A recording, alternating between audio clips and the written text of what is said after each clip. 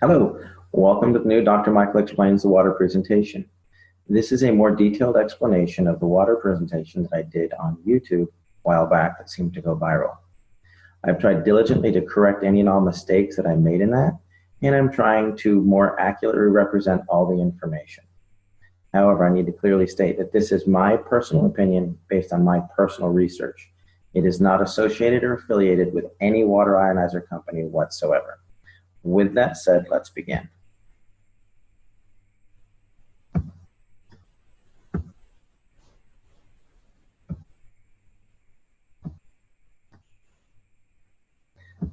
There we go. Excellent. I named this presentation The Magic of Skywater because of what it did for my daughter. Many of you have asked what happened. Basically, my daughter Skylar was born back in May of 2009 with a severe case of gastroschisis.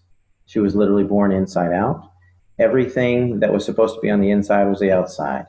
Stomach, liver, pancreas, spleen, small intestine, large intestine, bladder, and right ovary. She went through a period where the biggest complication was known as acute dehydration syndrome. She spent a year at Scottish Rite. She came home after 2 colostomies and a resection of her bowel. When the dehydration would hit, this would be her mid-afternoon one day, and this was her that evening after she'd been revived at the hospital. Basically, the bowel would shut down, and so I became a hydration expert. I tried every pill, potion, water ionizer you can imagine, and we came through it when someone introduced us to the Enagic ST501. That is Skylar today, and at the time that we tried it, I was actually completely opposed to alkaline ionized water. When it worked, I was a little dumbfounded. So I had to figure out why, and here's what I found. The difference between the healthiest person and the sickest person is broken down into 2 components. Muscles, ligaments, bones, organs, tissues, etc. These all add up to 28% of the patient. The other 72% of everybody is just water. What I found out, not all water is equal. There's distilled water, there's reverse osmosis water. We tried filtered water, alkaline water, we even tried ionized water. We thought we'd found something with alkaline ionized water and it proved to be more dangerous than beneficial. And then there's something that's called electrolyzed reduced water. This was truly a game changer. Here's why. Electrolyzed reduced water, it's not a cure, but it's 72% of the Skylar puzzle. It was not the only thing we did for her. It was the only thing we changed because we were doing everything else. What it is just science. It could realistically save your life. It'll make you healthier, happier, and stronger. But if you don't make healthy choices, your health benefits are not going to be as effective, nor will they last.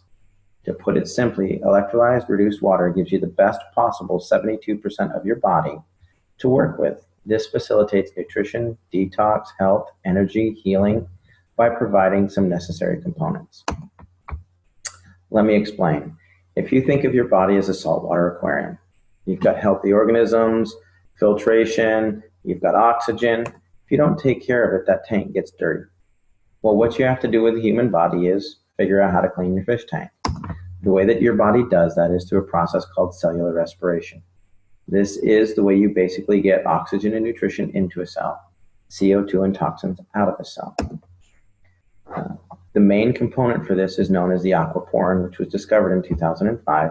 And essentially, it's the high-speed plumbing system for the cells, and it's the fastest way to get the good stuff in and the bad stuff out. Let me give you a brief course on cellular respiration. If you look over here, you'll see that there's a cell. There's some hemoglobin here. There's an aquaporin here. There's a charge. And this represents a cluster of water molecules that are electrostatically stacked together. Well, as your cell compresses, it excretes CO2 and toxins. When it pops open, it brings in oxygen and nutrition. When it collapses, it excretes CO2 and toxins. When it opens back up, it brings in oxygen and nutrition. This is called tensegrity. It's the premise by which an MRI works. The click, click, click, click causes the cells to open and close. The computer takes a picture, generates the image. Well, electrolyzed water actually does occur naturally. Everybody say it's an unnatural source. It isn't. It happens when a lightning strike hits a lake or the ocean or something like that, and the charge on the water in that area lasts usually 3 to 4 days. What it does is it disassociates the water molecule. If you look over here, This is a technical term. A lot of people ask me, well, my chemist said it's not possible. That's because your chemist doesn't understand electricity. He's a chemist. He's looking for a chemical means to do it. This is electrical. When you use electricity to burst the bond, you'll take this H2O molecule and you break off a hydroxyl or a hydrogen. Sometimes you break them both off. What that does is it releases molecular hydrogen, active oxygen, hydroxyl ions, which are a free radical scavenger, in a water that's literally restructured for rapid absorption, thus maximizing nutrition and detoxification. It's nothing more fancy than that. It is superior hydration because your body needs these four things. Let me explain. When your body goes to produce energy, you oxidize pyruvate that is then driven across a hydrogen-charged membrane into the Krebs cycle. In the presence of free electrons, you'll produce 32 to 34 ATPs. Then you need hydroxyls to scavenge out all the garbage. That's it. Works on a cellular level. Another thing that's different between electrically changed water and chemically changed water is electrically reduced water is not affected by stomach acid. The pH is a byproduct. When people say, oh, you need pH water, no, they don't. They need water with molecular hydrogen, active oxygen, and hydroxyl anions. Alkaline water is just water with more minerals. It is affected by the chemistry of the stomach. Electrolyzed reduced water is not. Another factor is it's self-limiting. The charge on the water only lasts for 3 or 4 days. Therefore, it's not going to build up in your system. If you have chemically altered water, it will build up in your system. It will affect blood pH because the calcium, magnesium, potassium get stuck there. Currently, I have not found any negative research on PubMed in regards to electrolyzed reduced water. That doesn't mean there isn't any. It means that I couldn't find any. So how does this work? Well, basically they took a lightning strike, put it in some medical grade titanium plates that were dipped in platinum and put it into a machine that's about the size of a coffee pot. And what it does is it takes this big clump of water molecules and zaps it. When it zaps it, it breaks it into smaller groups because it has an electrostatic charge, giving you some free electrons, the molecular hydrogen, active oxygen, and all that. The more charge you hit it with, the more it breaks it down. Here you've got 5 groups of 5 or 6 groups of 4. You could have 2 groups of 12. It just depends on the level of ionization. It's a rather simple process. If you think about this cluster of grapes, if I wanted to put all of these grapes into this bottle, I would rip each piece off and dump it in there. If I tried to cram the whole thing in there, there would be grapes that were rolling around the floor and missed the thing and all that. We want to get in as much as possible. These are not chemically bound molecules of water. If you chemically bind them, they're no longer water. They're not one giant molecule of water. It's a cluster of water molecules that are stacked together because they have a low electrostatic charge, a lot like Rouleau factor in the blood. Another way to look at it is when my son was rolling around on the carpet, his hair got a high static charge. He's actually holding onto a necklace that's not causing his hair to stand up. But what happens is the hair dispersed. It got its own little static charge and it caused it to stand up and spread out instead of laying down clustered together. When you ionize water, you're causing the water molecules to disperse. That's all you're doing. If you want to research this phenomenon like I did, don't use Google. It is my personal favorite search engine, but it's also the one that's most manipulated and hard to reference accurately. Besides, you can support anything with a quick Google search. The world was supposed to end several times. Just check Google. Instead, we're looking at something more scientific and how it affects the body. Do clinical research on PubMed, and you'll find that if you look up electrolyzed reduced water or hyphenate electrolyzed reduced water, molecular hydrogen, active oxygen, hydroxyl anions, free radical scavengers, you're going to find what I have found, that there's a lot of research to support this type of water. You're also going to find that if you look at pure alkaline ionized water, there's a lot of dangers that are associated with the remineralization component, which we'll get into in a moment. Molecular hydrogen is easily the primary benefit of electrolyzed reduced water. It literally charges the cell membrane of every single cell in the body, increasing its electrochemical potential. That means makes it healthier, able to get good stuff in and bad stuff out. It's also a critical component for the nervous system. There's a vast amount of research on PubMed in molecular hydrogen in Parkinson's, in MS, in autism, things like that. And finally, it works as a powerful antioxidant. The next component of the water is it is loaded with active oxygen.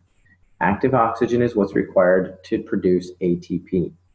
It's what's driving the Krebs cycle. When you run out of active oxygen, your body starts to shut down because it can't work correctly. It's just like a fire. If you remove the oxygen, it goes out. Finally, there's the antioxidant and free radical scavenger components. Basically, iron in any acidic environment will start to rust. You can leave your tools from your garden outside in the rain and they're going to rust.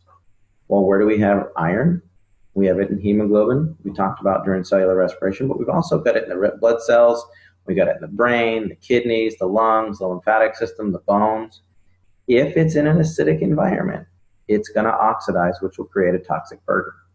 Your body is designed to be slightly on the alkaline side. Today, we're flush with oxidative and acidic disease processes. The number one acidic disease process we have right now is cancer. It's actually, the prime cause is oxygen deficiency. You can look up Otto Warburg, there's some research on that. Don't Google it, go to PubMed, read the research. Number one acidic disease is hyperketoacidosis, which is basically diabetes. They're now causing autism, diabetes of the brain. Secondarily, all of your inflammatory diseases are acidic by nature. That's what's wrong with Skylar with her irritable bowel syndrome. Your arthritis, it's an acidic waste product. Fibromyalgia, hyperlactic acidosis. Chronic fatigue and endocrine stress is all associated with an acidic environment. And why are we becoming so acidic? Well, we drink coffee, tea, soda. There's an enormous level of reverse osmosis water, which is misunderstood. You don't want water with the lowest parts per million of anything. That makes it acidic and it won't even carry a current.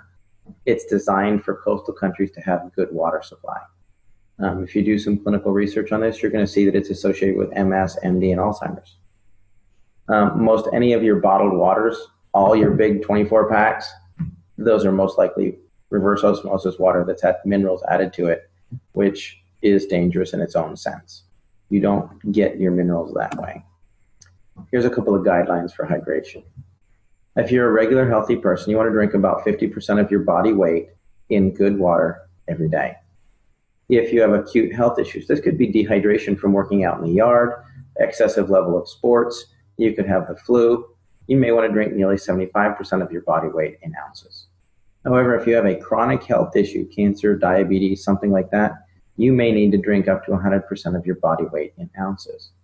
However, you got to be careful because your physician can specifically reduce your water intake for congestive heart failure, kidney disease, things like that. So why do I say that sodas and pH are important? Well, if you look at this scale over here on the left, it's red. That means it's going to make you rust. Over here, the blue will make you beautiful. This is what a typical capful of soda can do to the body. This is a 32-ounce bottle of pitcher of 9.5 water. You can see the pretty blue color. It's loaded with hydrogen, oxygen, etc., etc. This is about a tablespoon of Sprite. It's high on the acid content. So what I did is I poured this water into this cup and ended up with a cup full of acid. It didn't dilute it at all. I then took this cup and poured it into 32 ounces. Now, mind you, this is a tablespoon of Sprite, and it destroyed 32 ounces or 2 pounds of water. Makes you think differently about going to McDonald's and supersizing it. You're literally acidifying your system. Yes, lemon juice in your water will do this as well. The reason that lemon water affects the body in an alkaline nature is it causes your pancreas to excrete an 8.8 enzyme to neutralize it. Just as a side note. Other things that we do. This was huge for Skylar. And I didn't realize it was such a big deal because we ate a lot of organic food. But you can use this water to clean your veggies. These are cherub tomatoes that I used to buy and just rip the top off and start eating them. I washed them in the 11.5 water from my SD501, and that is what came off. I was appalled. I was amazed. It tasted like they were fresh garden tomatoes. And when you smell this, it smelled like there was Windex or cleaning agents in that glass. And the reason that that happens is because all of your pesticides are petroleum based, so they don't wash off. Another thing we use it for is our pet. I thought this was funny, so I'd include it. Thanks, Henry. This looks great and all, but does your house have any Kangen water? We did the proverbial test, put out a bowl of tap water, put out Kangen water. Callie will drink the Kangen water every time. Another thing is the disinfectant aspect of this. This isn't just 2.5 strong acid. Because it has that solution chamber on the side, which 90% of all water ionizers on the market do not have. This machine produces 2.5 electrolyzed hypochlorous acid. The other machines do not. That is very important. Electrolyzed reduced water has been shown to kill MRSA, Kripke staph, E. coli staph, strep, all of that. Even worked on the C. diff. That was a problem with Skylar. None of the other water ionizers that do not have a specific saline solution can produce hypochlorous acid in an FDA-approved level. And let me explain. In 2009, 2 months before Skylar was born, the FDA approved hypochlorous acid. It's a sterilant. It will kill just about anything. They're now starting to use it in all hospitals all over the world and places like that. A lot of physicians are using it, wound care specialists. We've been heavily involved in that because of the miracles we've seen with it. However, electrolyzing regular tap water without the addition of a salt solution does not meet the FDA criteria. As a note, the FDA has not evaluated the SD501 either, to the best of my knowledge. What it has done is there's been a third-party evaluation by ATS Labs where they reran the Sterilox system FDA experiments on live cultured bacteria, and they got complete sterilization that was equivalent to the Sterilox system.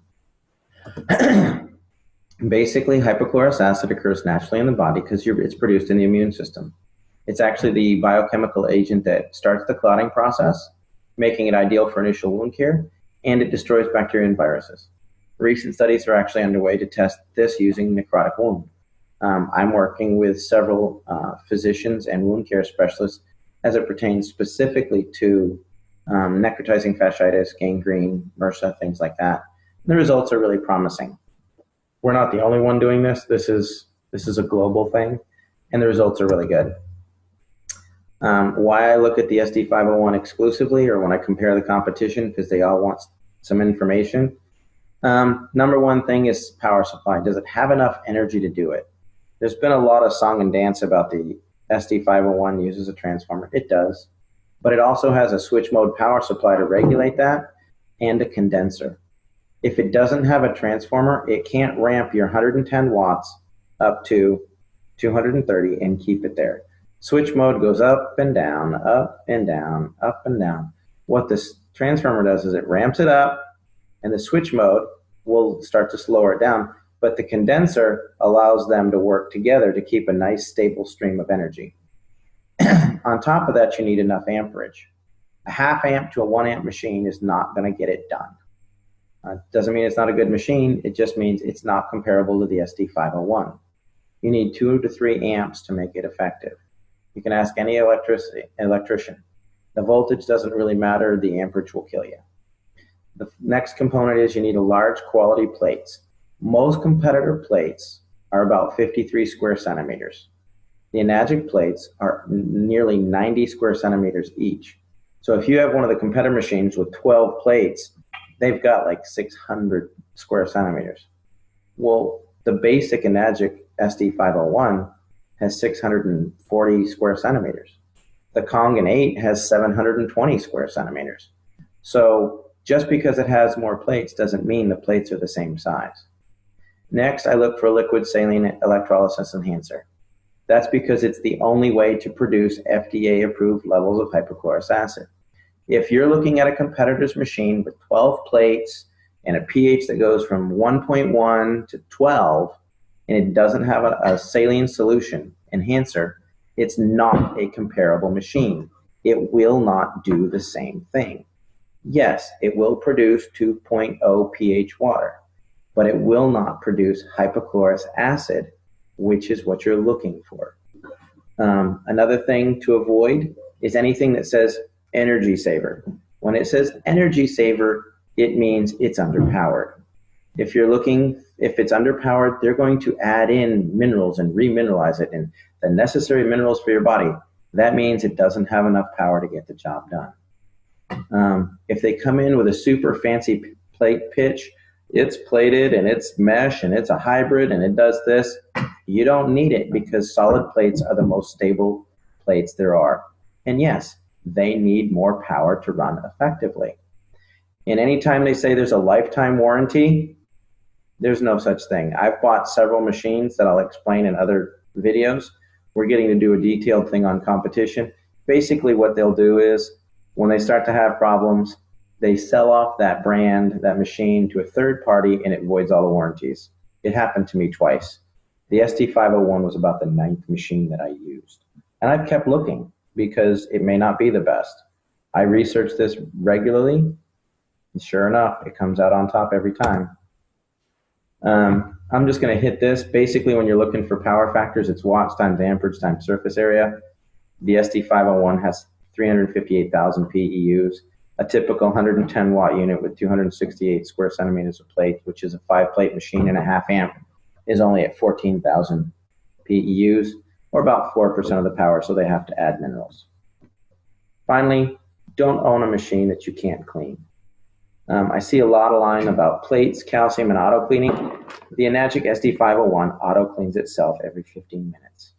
And they have a manual cleaning cartridge that gets rid of not just the calcium on the plates, but the calcium in the lines. It gets rid of the mold and the stuff in the lines and the housings. I've taken apart several machines, and they're loaded with mold in the housings, the tubing, but the plates look good. Some of the plates erode on some of the competitors, but that's another thing. In fact, most municipal water supplies are getting worse and worse and worse. And Enagic is staying abreast of this and realizes that they need to have a dedicated team of technicians that can completely clean your machine. If you can't clean your machine, you're most likely going to be drinking mold. That's my opinion. I could be wrong. But the machines that I've taken apart, I found mold in every one of them. And I took care of them according to manufacturer's standards. Here's a couple of plates. This is the size of the plates on my Royal machine. When it stopped working, this is a Jupiter. They look scorched.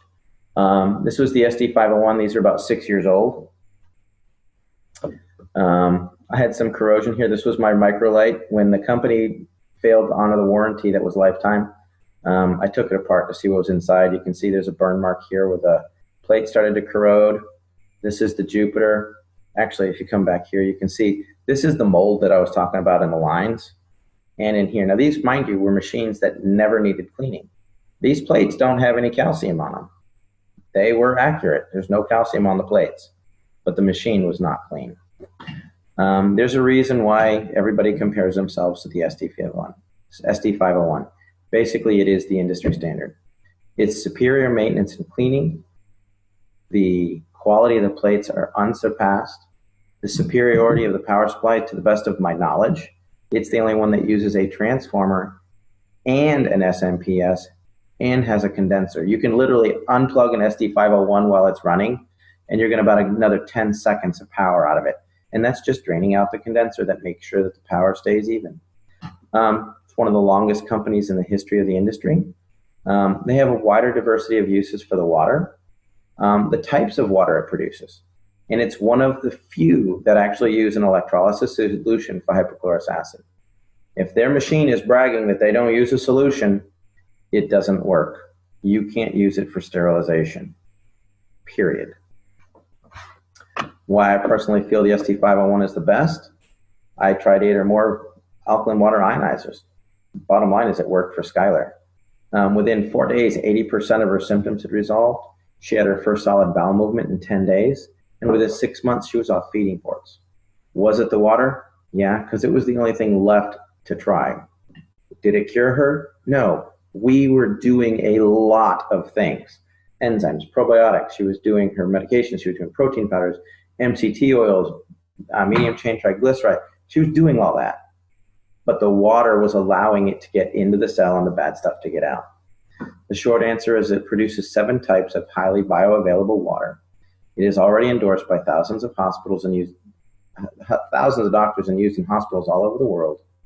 The drinking water it creates has high levels of hydrogen, oxygen, and antioxidants. It can also be used for FDA level disinfecting, cleaning, food prep, and cosmetics. I'm Dr. Michael. If you have a specific question for me, you can email at drmichaelexplains@gmail.com. For more information about electrolyzed reduced water machine that we use for Skylar, please go to skywaterinc.net. Hopefully we'll clarify some stuff, and that should help you people a lot. And if there's anything that I can do, let me know. Look forward to some more meetings that we're going to have coming up. More webinars. We're going to be doing a detailed explanation of Skylar's story. We're going to talk about electrolyzed reduced water and the science behind it in detail. There's a detailed presentation on hypochlorous acid. Everybody's really looking forward to the Dr. Michael Explains the competition and why I say that there really isn't any. By the time you buy some of the competitors, there's some that go, why the SD501 doesn't work, or it's a pyramid scheme or whatever. They honestly have no idea what they're comparing.